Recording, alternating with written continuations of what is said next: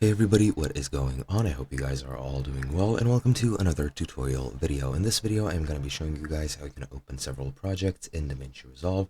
So let's get right into it. As you can see, I'm in a project that I have made. It's just named test, and I have only this video of these horses walking around.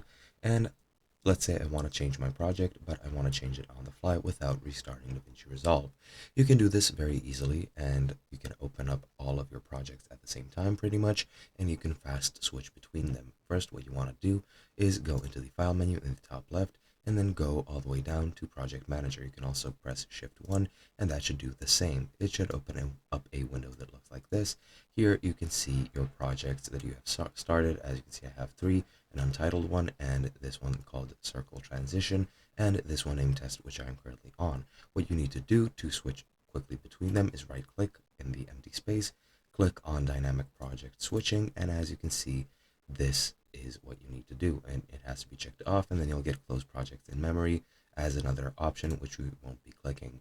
Now that you've done that, you can just close it up, and it should provide you an option to go and fast switch between projects. An arrow should appear here. I'm not sure why it's not doing that right now. Just to double check everything is on perfectly, and it still isn't appearing. Now let me quickly restart DaVinci, and it should enable this once and for all.